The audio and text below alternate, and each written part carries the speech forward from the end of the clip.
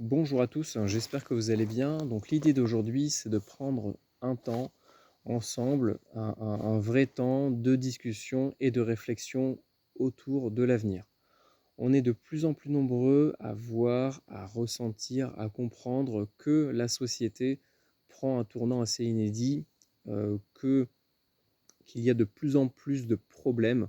Je crois qu'on n'a jamais eu autant de signes d'alerte qui arrivent simultanément durant une certaine période. Voilà, on a toujours eu au travers l'histoire de l'humanité soit une crise climatique, soit une crise financière, soit une crise identitaire, soit une crise voilà, autre. Ça peut être des pénuries de nourriture, la maladie, etc. Mais là, on a vraiment, depuis ces dernières années, une multiplication de signes qui nous font nous faire comprendre que quelque chose ne va pas. Et c'est d'ailleurs pour ça qu'on voit de plus en plus eh bien, on va dire de mouvements, je vais les appeler comme ça, des mouvements qui vraiment prennent de l'ampleur. Donc je veux bien sûr parler des mouvements, voilà, les gens qui sont plutôt autonomistes, preppers, donc les prévoyants, les survivalistes, ceux qui se préparent plus à être autonomes sur le long terme et à avoir une panel de solutions à différentes problématiques. On a également les gens voilà, qui retournent plus à une vie sauvage, ceux qui se lancent dans le maraîchage bio, dans la permaculture, dans les éco-hameaux, les écolieux, bref, vers l'artisanat. On voit qu'il y a un réel besoin au fond des gens de retourner à des choses plus vraies euh, parce que la société aujourd'hui n'est plus vraie en fait. On fabrique des chimères, des gens vides qui n'ont plus de passion, qui n'ont plus de réels intérêts, qui n'ont plus de goût et qui font comme les autres.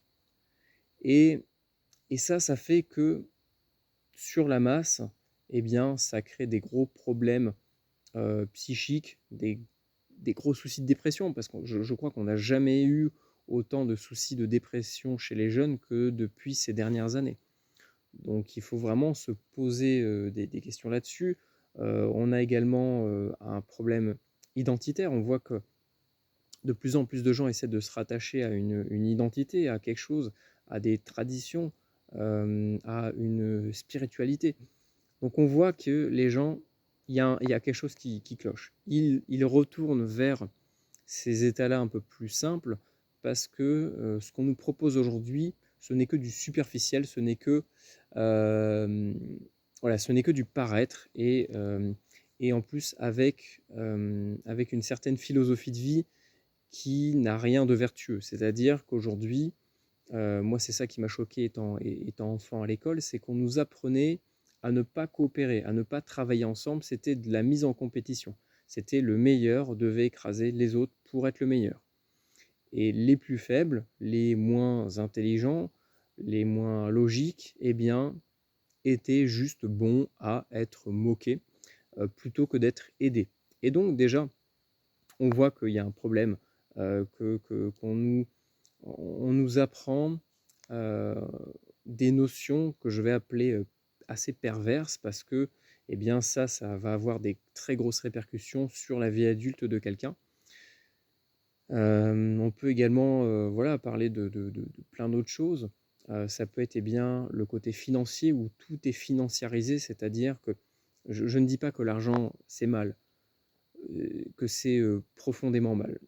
Parce qu'on peut faire des choses vertueuses avec de l'argent, on peut s'en servir pour faire de l'échange, pour se nourrir, pour construire des choses qui vont servir aux générations futures. On peut faire plein de choses. Et on a vu que dans l'histoire, eh bien, on pouvait se servir de manière très intelligente de l'argent et de l'or. Et il y a aussi eh bien, eu d'autres comportements beaucoup moins moraux, voire immoraux, euh, par ce gain en fait.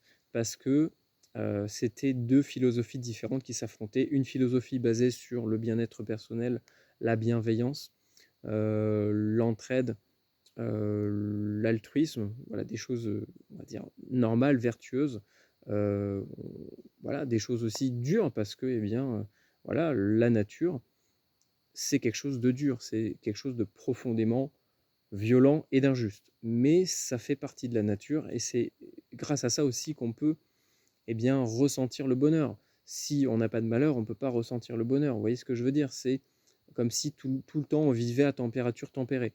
Bah, si on vit tout le temps à température tempérée, on ne sait pas ce que c'est que le froid et on ne sait pas ce que c'est que le chaud. Et donc on ne peut pas, voilà, on ne peut pas ressentir ni l'un ni l'autre. Et donc on est toujours dans quelque chose de linéaire et de mort en fait, parce que la linéarité, d'après moi, c'est quelque chose qui est mort, alors que eh bien, la vie, c'est une variation. C'est, voilà, il y a des moments de bonheur, il y a des moments de malheur. Mais le bonheur, on le connaît que en connaissant le malheur et inversement. Donc en fait, l'un ne va pas sans l'autre, et tout ça, en fait, les gens sont réellement déconnectés de tout ça. Mais bon, voilà, on voit que des gens se bougent, s'investissent pour eh bien, essayer de revéhiculer des bonnes vibrations, des bonnes énergies, des bonnes idées, des bonnes approches, des bonnes manières de se comporter, de penser. Voilà, au travers de ces différents mouvements-là, même si on peut, même si certains médias, euh, comment dire, font des amalgames volontairement pour discréditer certains mouvements. Je parlais par exemple du mouvement survivaliste, où on va forcément les faire passer pour, je sais pas moi, des parano extrémistes qui ont peur d'être grands remplacés. Alors encore une fois, il faut tout mesurer, il faut tout tempérer. Je ne dis pas que ce n'est pas vrai. Je dis juste que, en règle générale, ce sont des gens qui, pour le coup, j'en côtoie régulièrement, et pour le coup, j'en ai vu très peu qui avaient vraiment ce côté purement paranoïaque et barjot, et j'ai vu surtout des gens qui s'inquiétaient.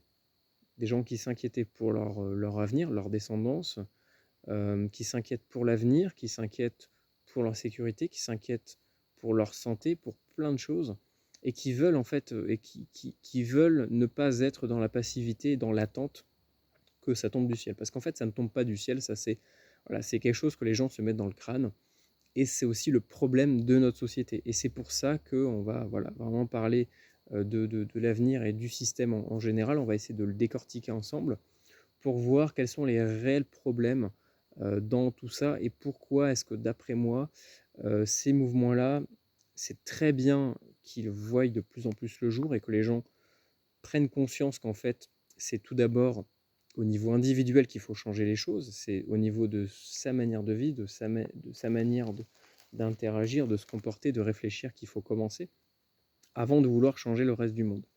Donc ça, c'est très bien, mais d'après moi, en fait, ça ne sera clairement pas suffisant parce que vous allez le voir au travers des autres vidéos, en réalité, c'est quelque chose de beaucoup plus profond que juste une crise climatique, une crise financière, une crise énergétique, des conflits un peu partout dans le monde, des soucis sur la migration, on va dire, oui, les immigrés qui viennent d'un petit peu partout pour différentes raisons. Ça, certes, ça peut représenter un problème, mais en soi, c'est pas le problème. Le problème est beaucoup plus profond que ça, et en fait, on est tous impactés par ça et on est tous touchés. En fait, on est tous dans le même bateau sans forcément s'en rendre compte. En fait, la situation, je vais vous l'expliquer assez rapidement, là, dans laquelle on est.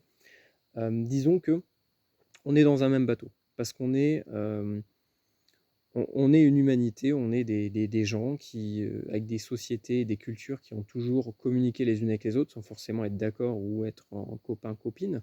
Mais en tout cas, il y a toujours eu ces relations qui sont juste essentielles, ne serait-ce que pour le commerce.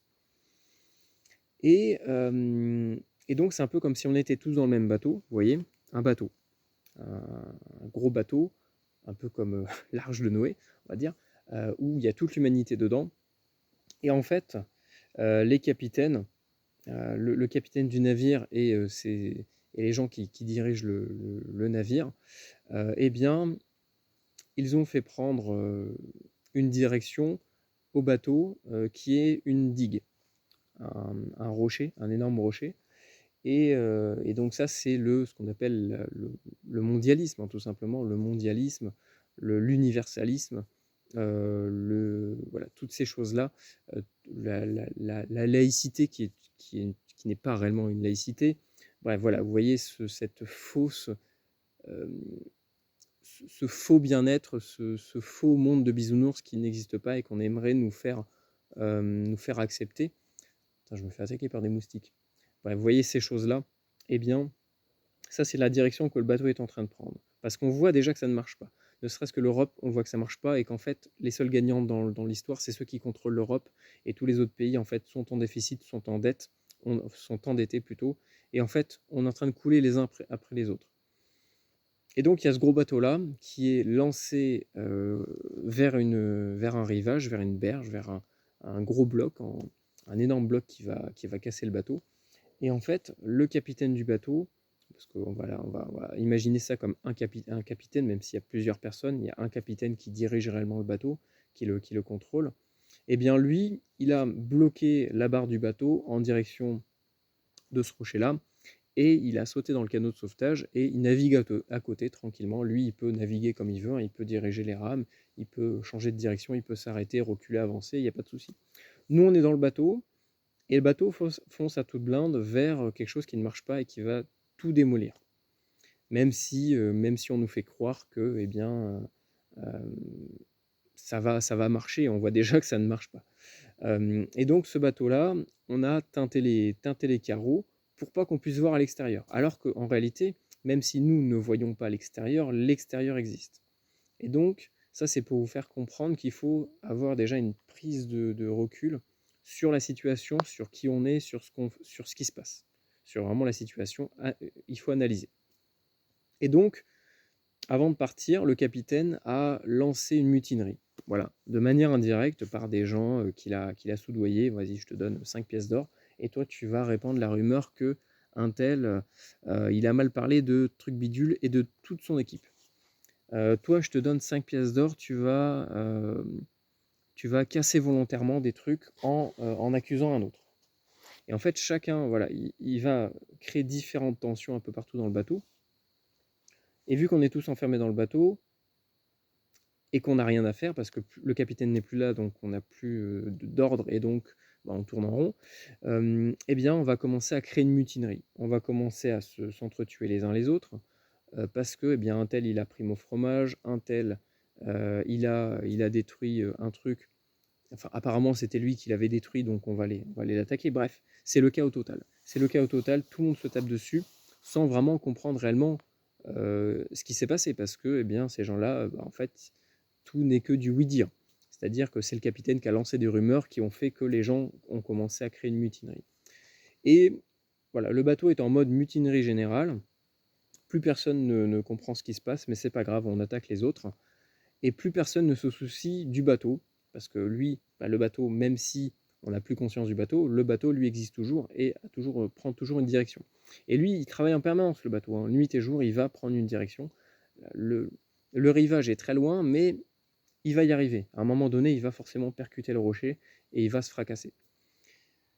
Et ça, c'est pour vous dire que il faut voir sur le long terme. Il faut prendre du recul et aussi voir sur le long terme et ne pas rester sur le jour. Il ne faut pas vivre au jour le jour. Il ne faut pas raisonner au jour le jour. Il ne faut pas raisonner sur le mois, sur l'année. Il faut raisonner de manière beaucoup plus lointaine.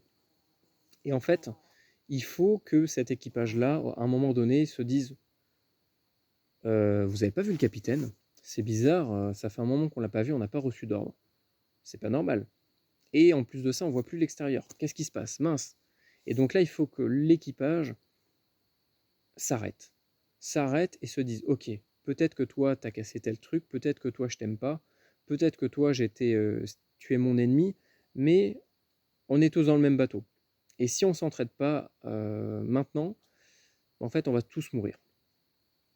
Donc pour survivre, il va falloir faire des compromis et travailler ensemble, même si, voilà, je dis pas qu'il faut être amis, mais il faut travailler ensemble. Et à partir de ce moment-là, on va, ceux qui sont dans le bateau vont commencer à comprendre que, ah mince, il y a quelqu'un qui a peint les carreaux. C'est bizarre, pourquoi est-ce que quelqu'un a peint les carreaux? On est censé pouvoir voir l'extérieur, c'est normal, c'est un bateau, on est censé pouvoir voir là où on va, et notre environnement. Mais on ne le voit plus. Et hop, quelqu'un monte sur le pont, plus de capitaine. Le capitaine a disparu, il n'y a plus qu'un autre sauvetage. Là, franchement, ça fait trop de hasard, et en plus de ça, la barre est coincée.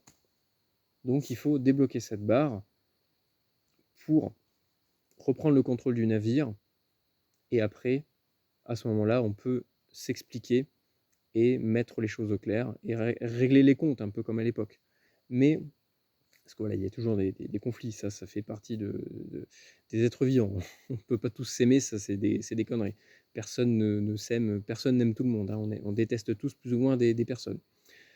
Et donc voilà en fait la situation dans laquelle on est. On est dans un bateau sans capitaine, avec la barre coincée, et le bateau prend une direction inconnue qu'on ne peut pas voir parce qu'on n'a pas le recul suffisant pour comprendre la situation.